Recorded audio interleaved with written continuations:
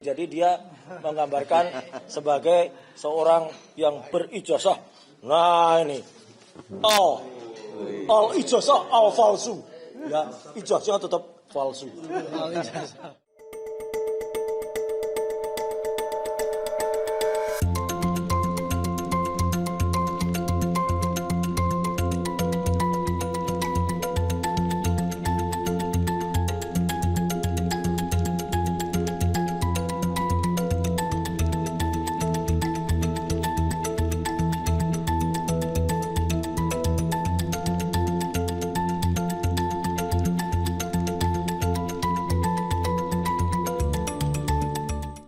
Assalamualaikum warahmatullahi wabarakatuh. Waalaikumsalam. Ya, pertama-tama saya ucapkan terima kasih atas tadi ada beberapa penegasan dari kuasa hukum saya, ya, yang hari ini kita melakukan lagi beberapa penebalan atau beberapa penegasan tentang peristiwa yang sekarang terjadi. Jadi yang paling penting adalah satu, ya, bahwa dengan adanya beberapa upaya untuk kreatif, ya, sekali lagi ini upaya kreatif dari kami, ya. Karena manusia itu diberikan akal dan pikiran oleh Tuhan yang Maha Kuasa, oleh Allah Subhanahu Wa Taala itu berpikir. Tidak hanya kemudian satu saja yang dipikir, oh ini RJ, atau kemudian kita berpikir untuk kemudian praper. Gak hanya itu, jalan itu masih banyak. Makanya banyak yang kaget dan banyak yang kemudian tergagap dan banyak kemudian seperti apa ya, senewen gitu ya. Setelah melihat langkah kami untuk mendatangi Kajati, DKI Jakarta, Kejaksaan Tinggi, ya. Kemudian bahkan diterima di kantor Kejagung, ya, kemarin, ya, dan makanya semuanya berkata, wah, apalagi yang dikatakan. Kemudian kami bersurat lagi ke DPR, dikatakan sudah putus asa dan lain sebagainya. Sama sekali tidak.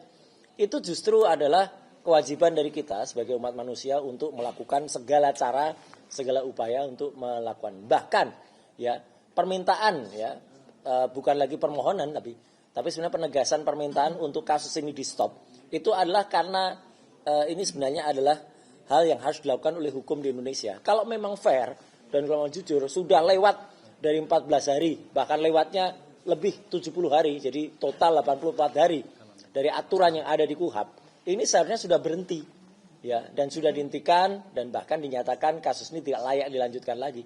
Jadi ini yang namanya demi hukum. Karena kan ada sekitar 10 syarat untuk penghentian perkara itu. Salah satunya yaitu Mang RJ. Salah duanya dan salah tiganya, salah empat dan lain sebagainya adalah karena waktunya udah lewat, sudah daluarsa. Itulah penegasannya pada hari ini. Yang kedua adalah saya menegaskan kembali apa yang tadi disampaikan Pak Dr. Didit, ya, dokter asli ini, ya, gitu ya, yang minggu yang lalu, Persenen yang lalu, ya, kita sama-sama menyaksikan, ya, sidang senat terbuka yang dilakukan oleh beliau. Jadi ini bukan dokter Hasyolan Sianipar gitu ya, ternyata palsu gitu ya. Nah itu 99,9% itu adalah bahasa sopan, bahasa hukumnya untuk kemudian kita menegaskan satu dokumen yang dinyatakan palsu. Karena manusia itu tidak sempurna. Dan ini tidak mesti harus ada di buku Jokowi White Paper. Kan dikatakan mana hitungannya yang 99,9% gak ada loh. Itu jauh lebih sopan daripada mengatakan 11.000 triliun %. Dan ternyata diralat dengan sangat-sangat tidak masuk akal, ya. Setelah dirotasi, ditranslasi otaknya itu kemudian dibelokkan sama sekali berkata asli. Gimana bisa 11.000 triliun % palsu atau menjadi asli? Kami tetap menggunakan, saya khususnya tetap menggunakan 99,9%. Kalau Dr. Tifa menggunakan Mathematica Gaussian untuk menyatakan 93, sekian %, ya. Itu kami memang saling memegang prinsip inilah yang namanya penelitian yang ilmiah. Ya, jadi itulah angka 99,9% itu asalnya dari mana. Jadi itu memang bahasa sopan untuk istilah hukum yang ada. Ya, jadi itu clear di situ. Nah, kemudian yang ketiga ingin saya sampaikan. Sekali lagi ingin saya sampaikan bahwa apa yang barusan juga kita press conference kan di sini minggu lalu adalah tetap tidak ada yang berubah. Kalau dikatakan itu berubah-ubah. Katanya tadinya tidak ada yang namanya Gajah Adam. Kok kemudian itu dikatakan ada di mana? Tidak ada yang berubah sedikit pun.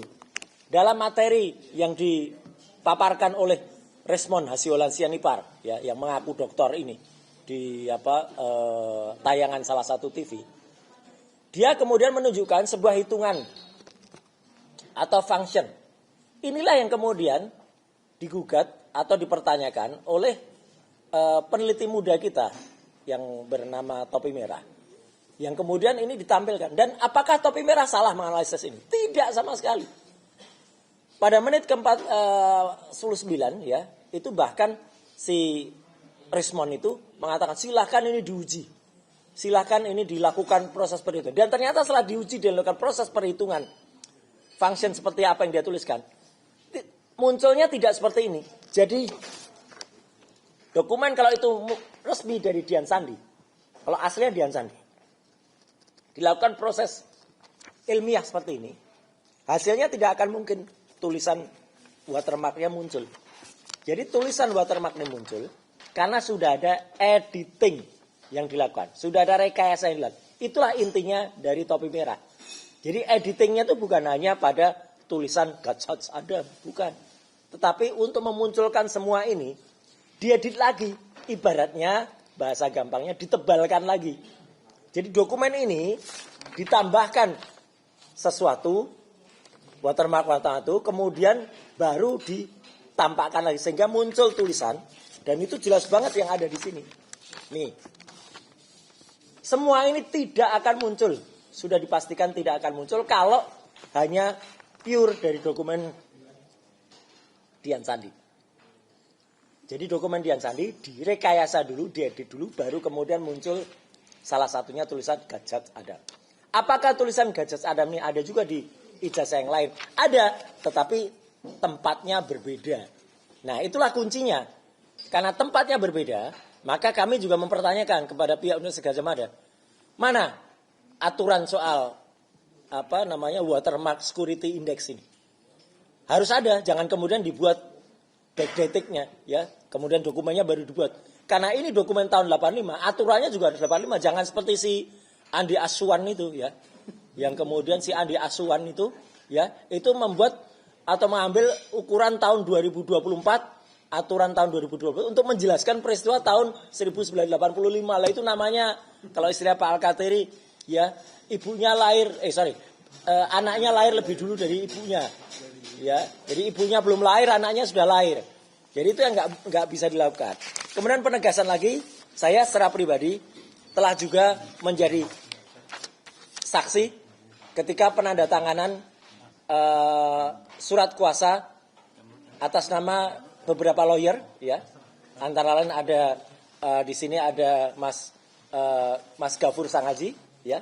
Kemudian ada juga Aspardi Pilihan dan Mas Azamkan, ya, untuk mendukung Topi Merah, ya. Jadi saya sekaligus dan terbuka ini untuk lawyer yang lain karena ini prinsipnya beda, maka bisa saja lawyer yang lain juga ikut menambahkan dan itu tidak sama sekali tidak melanggar etika. Yang melanggar etika itu yang lawyer tadinya di sini, kemudian tiba-tiba ada di sana, kemudian melawan yang ada di sini. Itu jelas pelanggaran etika.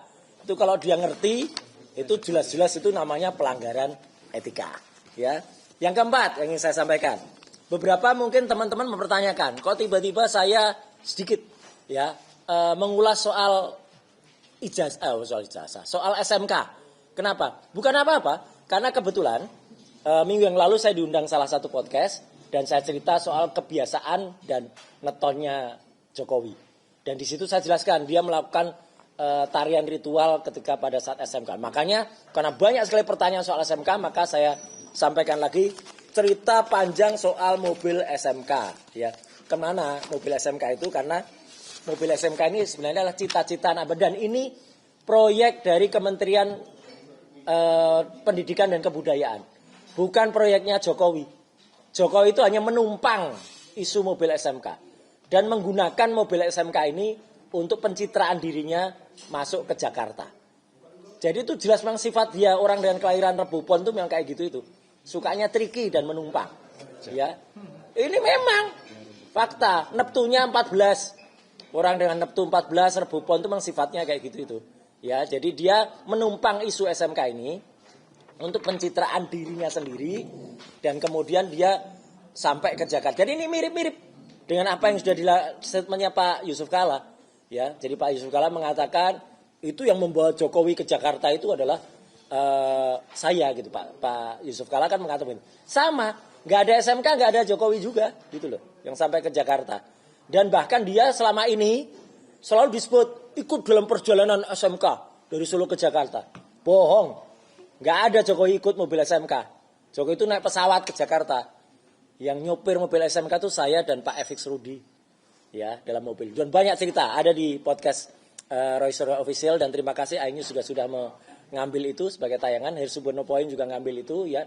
Kompas belum ya, gitu. Nah, silahkan diambil, ya, gitu. Silahkan diambil itu sebagai tayangan, panjang banget. Saya cerita soal mobil SMK ini sampai kepada kritikan masyarakat terhadap mobil SMK, ya. Jadi itu kenapa saya ungkap lagi, karena itu memang nggak mungkin dilepaskan dari sifat Jokowi yang menggunakan mobil SMK ini sebagai pencitraan.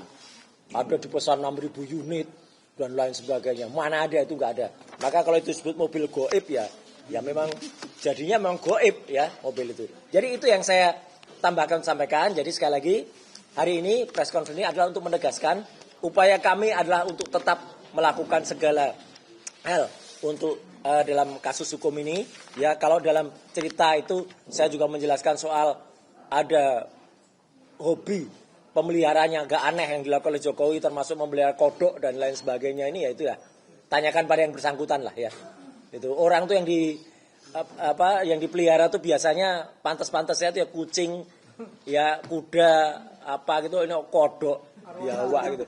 Ikan arwana. Aneh, ikan arwana masih mending, ya. Itu mungkin karena dia memelihara banyak cebong, jadi ya dulu makanya kodok yang dipelihara. Jadi memang parah, ya, gitu kali. Jadi ini fakta aja saya bilang gitu, nggak ada yang saya tutup-tutupi karena itu memang faktanya demikian. Jadi sekali lagi ijazah tetap kita katakan 99,9% palsu. Mobil SMK adalah palsu. Saya bilang mobil SMK itu mobil dalam negeri. Ini loh, mobil aslinya Cina ini, Chang'an diubah jadi SMK Bima. Ini Fudai diubah jadi SMK Digdaya. Jadi ini memang sudah palsu dan goib. Maka kalau ada Mas Refli, kalau ada lucu-lucuan orang ada mobil kotak pakai kayu disebut SMK, ya memang odong-odong kayak gini tuh sekarang ya udahlah gitu ya. Dulu apakah Indonesia pernah punya ide itu? Ada dulu Morina, mobil rakyat Indonesia.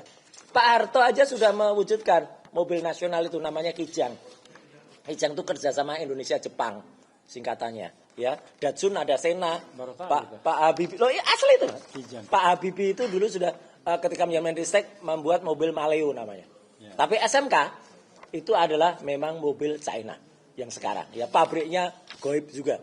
Jadi sekali lagi kalau kemudian ada orang mengatakan, wah itu kan apa yang dilakukan oleh Jokowi itu adalah sesuatu yang kemudian benar. Benar apa? Jadi kalau ada orang gambarkan Jokowi itu kayak orang kayak gini, ya mungkin ya benar gitu ya. Gitu. Jadi dia menggambarkan sebagai seorang yang berijazah. Nah ini. Al ijazah al falsu. Ya, ijazah tetap palsu. Al ijazah al falsu. Sekian, terima kasih. Wassalamualaikum warahmatullahi wabarakatuh. Waalaikumsalam. Menemani pagi Anda dengan informasi terbaru. Satu langkah lebih dekat, satu langkah lebih mencerahkan. Saksikan Sapa Indonesia Pagi di Kompas TV channel 11 di televisi Anda.